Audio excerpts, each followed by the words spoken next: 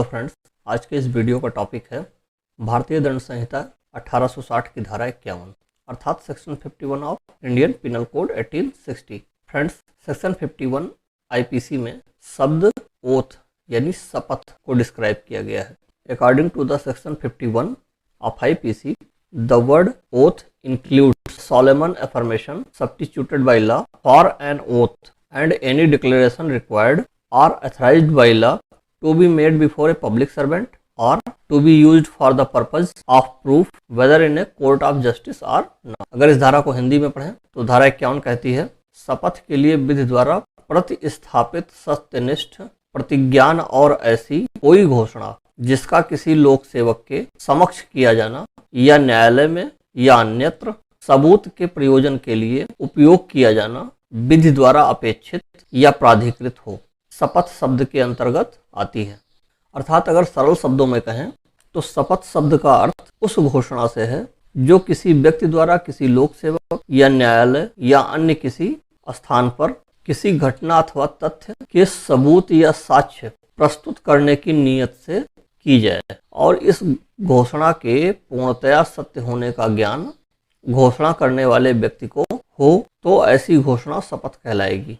मित्रों, यदि कोई व्यक्ति अपनी उक्त घोषणा करते समय सत्य बात को नहीं कहता है तो उसे शपथ अधिनियम 1873 की धारा 6 के अंतर्गत दंडित किया जा सकता है। मित्रों, शपथ का उद्देश्य है कि वह व्यक्ति जो कि शपथ पर प्रतिज्ञान कर रहा है यानी सलमन अफर्मेशन कर रहा है, वह स्वयं अपने आप को अपने इष्ट, अपने भगवान, अपने देवता या अपने ईश्वर जो भी तथ्य या अभिवचन इस तरह के शपथ पर देगा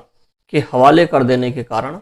वह सत्य होगा। जो भी तथ्य या अभिवचन इस तरह के शपथ पर देता है वह सत्य होगा, यह विश्वास किया जाता है। इसलिए आपने देखा होगा कि जब कभी कोई शपथ लेता है या शपथ ग्रहण करता है या कहीं अपना शपथ पत्र प्रस्तुत करता है तो उसकी पहली लाइन जो होती है वो होती है, मैं सत्थित रूप से ईश्वर के समक्ष इस बात का प्रतिज्ञान करता हूँ या इस बात की घोषणा करता हूँ या इस बात का शपथ लेता हूँ कि जो कुछ भी कहूँगा सत्य कहूँगा, सत्य के अतिरिक्त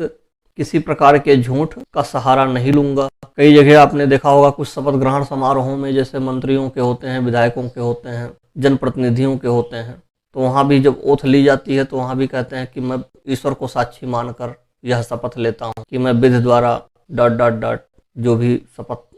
उनको लेना है